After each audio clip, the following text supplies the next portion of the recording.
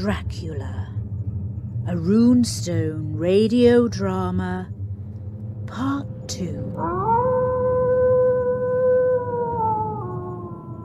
The dead travel fast.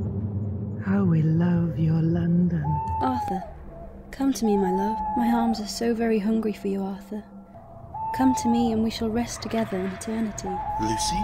We must place her in the coffin. Help me, men. No! Do you want me to proceed? You must do as you see fit. Surely there can be no more horror like this. It is as though she were only sleeping. The undead can only move in the darkness and the shadows. While she rests, we must do our work and not waste any time.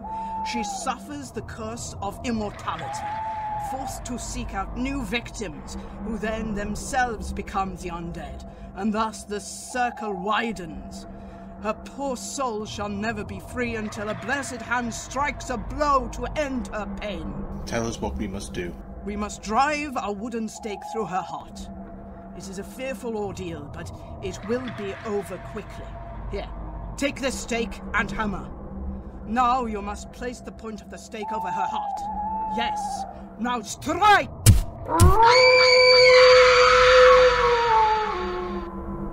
You have done well. And now you must leave me to finish the rest alone.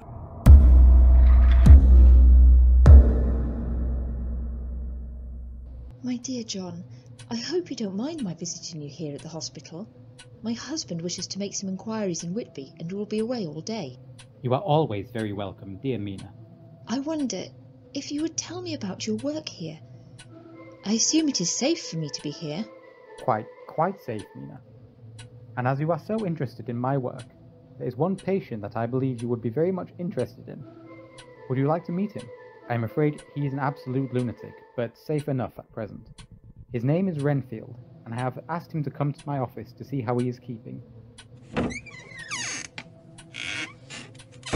You asked to see me, Doctor? I did, and hope you are keeping well. I am feeling very well, Doctor. Who is the lady? This is a friend of mine. Mina, this is Mr. Renfield. Good evening, Mr. Renfield. Dr. Seward tells me I would be very interested in meeting you. Are you the girl that the good doctor wanted to marry? No, you can't be. She is dead. Did you know? Why are you here? I am just visiting. The lady can't be here, Doctor. Mr. Renfield, are you quite all right? The doctor has strange and wonderful beliefs, miss. I also had a strange belief. It alarmed my friends greatly, and they insisted I was placed in here. My belief was that life was a positive and perpetual entity, and if I consumed a multitude of living things that I may prolong my own life. At times, the belief was so strong that I even tried to take human life. Indeed, it is quite true. Yet you seem to be making perfect sense right now. Do I? Why, Van Helsing, dear chap. I must go. Goodbye, dear lady. I pray God that I may never see you again. May he bless you and keep you safe. I have knowledge, and thought it wise that I came at once. Dr. Seward, you need to know something of the enemy with which you are about to deal. There are such things as vampires. Some of us have evidence that indeed they do exist. The vampire that is amongst us is very powerful. He is as strong as 20 men and can even control the elements. We too have strength on our side, for we have the resources of science. He only has the night, but we have the day and night equally. There are also things that weaken him. Garlic, the crucifix, and a stake through the heart, and indeed, as we did with Lucy, to cut off his head. Dear God! When we find this creature in his coffin, we must destroy him. Madam Mina, you need to play a small part. It is imperative that we should go to his house at once. Time is everything and requires swift action on our part.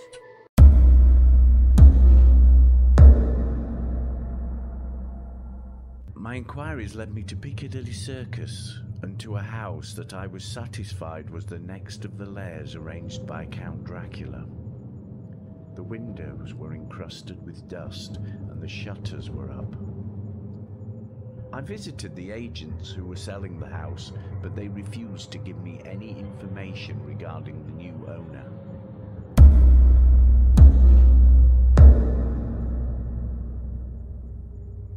My dear Van Helsing, the man you met in my office is dead. I found him in his room. He was lying in a pool of blood. His face was bruised as though his head had been beaten against the floor several times. How could such a thing have happened? It is unclear, but as he was dying, he told me that he had heard a dog barking outside, and as he watched, a shape appeared at his window, a monstrous shape, with a blood-red mouth and long, sharp, white teeth. The shape then became a man, who spoke to him about Mina, about how he had plans to take her. Renfield told me that the man was Dracula, and showed him a vision of himself with Mina, and was draining the very life out of her. We must go see Mina at once.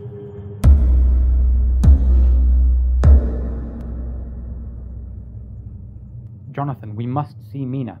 She's quite unwell at present. May we see her? If you must, but only a brief visit. She needs to rest. John is here to see you. Would you like him to come in? John, I have seen him and tasted evil. You have tasted him, Mina. My Mina. I am unclean, Jonathan. I kissed his mouth. I tasted him on my tongue. Jonathan, what have I done? Now I must die.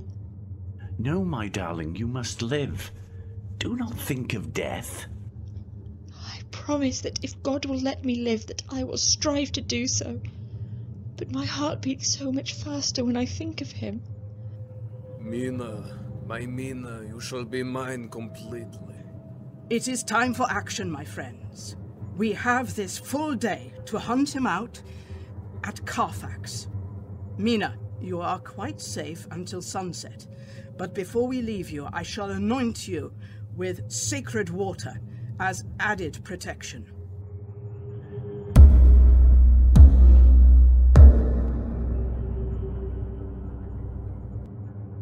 We entered Carfax without trouble and found many boxes of dirt in the basement, strange coffin-sized boxes.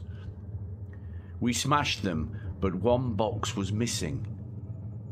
Our work could not be over until we had found the final box. Come, we have done enough for tonight. Let us return. You think that you can baffle me, Professor? So, we meet at last. I don't wish to baffle you. I wish to rid the earth of you. I have no interest in what you wish. Oh, just look at you, men. Your pale faces all in a row like sheep in a butcher's shop. How sorry you shall be. You think that you have left me with no place to rest? I have more places than you think. My revenge is just begun, and I have time on my side. Your girls are already mine, and all that you love shall soon be mine. We shall not allow that to happen. You are already too late.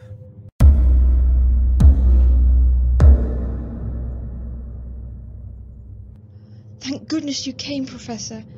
My dear, what concerns you? I want you to hypnotize me. It must be before dawn, so that I may speak freely. Speak about what, my love?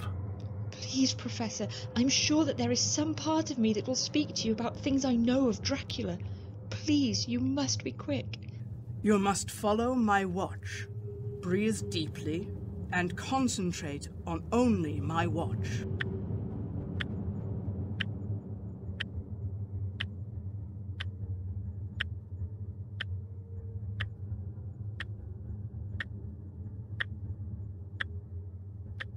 You are drifting into hypnosis. Tell me, Mina, where are you? I do not know where I am. It is all so strange to me. What do you see near you? see nothing. All is dark. So very dark. What do you hear? I can hear the lapping of water nearby. Are you on a ship? Yes. Can you hear anything else? Yes, I can hear stamping overhead. Men running about.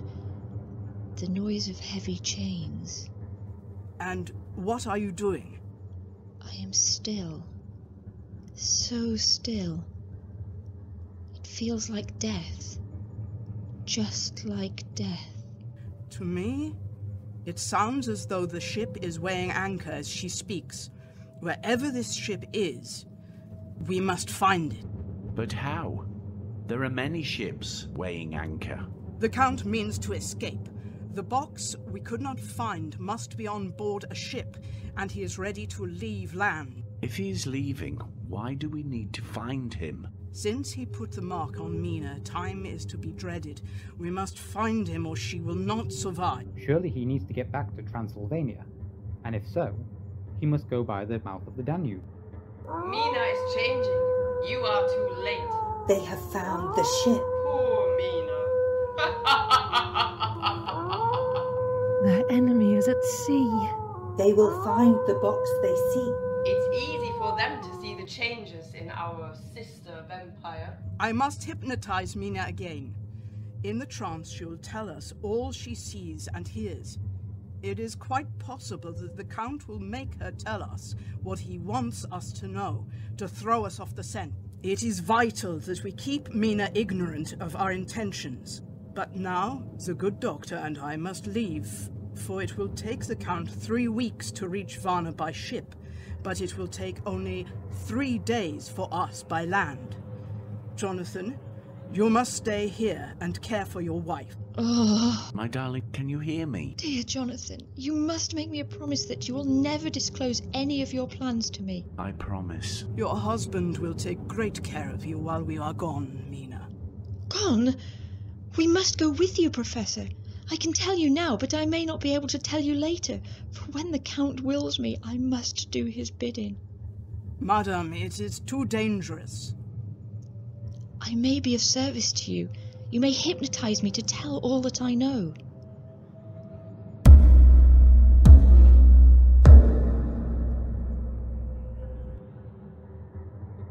Welcome to Varna.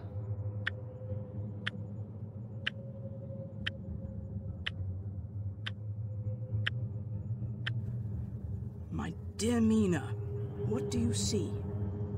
Nothing. All is dark. What can you hear? I can hear the waves lapping against the ship, and the sound of water rushing by. I hear canvas and cordage straining and masts creaking. The wind is high. I can hear it in the shrouds, and the bow throws back the foam. Then it is not yet docked. He is at Galatz. Lapping water. And now the river. It's so cold. I am so cold, Jonathan. Please bring me a blanket. You are so pale, Mina. Will you not sit by the fire? Hold me, Professor Van Helsing. Not fear them, Mina. I am not afraid of them. She is our sister. Come to us, Mina. Are we not to have fun tonight, Professor? Back! Back! Come to us, Professor. Come to me, old man. Ah! So, you have come to kill Dracula, have you?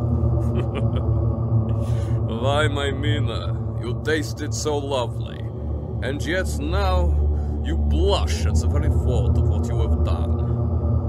Ah, men. Foolish, foolish men. Do you not know that I will live forever? If you must make an attempt to kill me, then come now. Ah!